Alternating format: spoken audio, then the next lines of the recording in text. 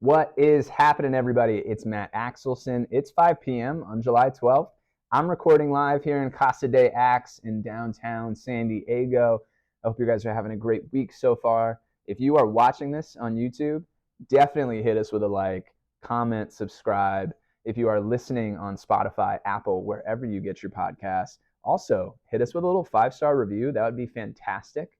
Hit us with a like, hit us with a comment if you feel up to it. And if you want to follow or subscribe, that would be incredible as well. So today, what are we going to talk about?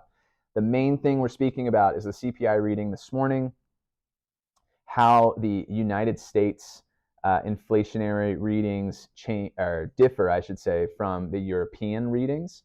It's very interesting, and so we'll dive into that. And we might need to adopt the way that Europe looks at inflation and potentially adopt their reading. So let's jump right in. So the first thing I want to say is 4.8% was the inflation rate this morning, the core inflation. And that's down from 9.1% last year, same time, June 2022. So that's incredible news. We are continually coming down. The two largest contributors to the still positive inflationary rate was transportation and shelter.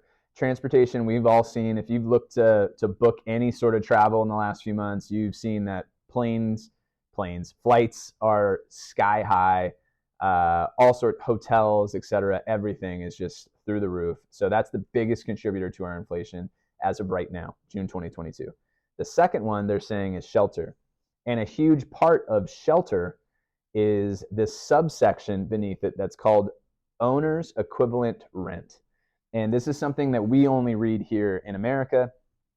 This is something that Europe does not factor into their inflation rate, and I think we should potentially adopt that. So the difference is, so here's what owner's equivalent rent even is. So there's a polling company that calls home lines, so people that still have home phones at their house, and they ask them what they would rent their house out for. So how many homeowners do you guys know that would give a market rent below what the value is? I know very few. So this number is a very exaggerated number. And because first off, it's an antiquated way of communicating. Secondly, we have digital data that's to the date that we can get from a myriad of different platforms. But the Fed is still going off of this polling data of home lines, asking them what they would rent their house out for and equating that to some sort of real value. So if you take that subsection out of the shelter category of our reading, it would bring down our overall inflation percentage from 4.8% to 2.5%. That is a dramatic shift. And so that's the margin right now if you look at Europe's measure of inflation versus ours today. So that's just something that's kind of astronomical to me as I was learning about this and reading about it. And again, I'll share the article down below in the description and in the show notes of the podcast so you guys can check it out for yourselves.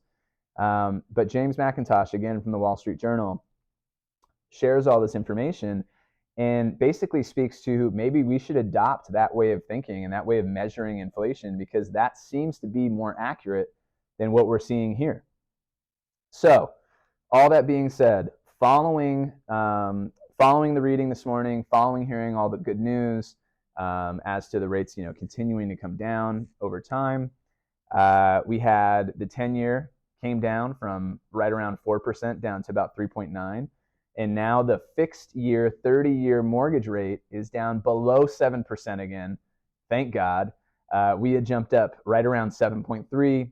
Yesterday was 7.09. And now, as of right now, me recording this at 5:07 p.m. on Wednesday, July 12th, we're sitting at a 6.96. So we've officially come back down into the sixes.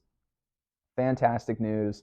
Let's continue that trend, just trickling back down. Let's get into the fives by early next year, mid next year, and let's just continue to make this real estate market bounce back in a major way. So that's the main thing I want to cover today. The CPI reading not only was great information, great news, but if you're looking at inflation the way that Europe does, and you're taking out that little subcategory within shelter, we're at 2.5%.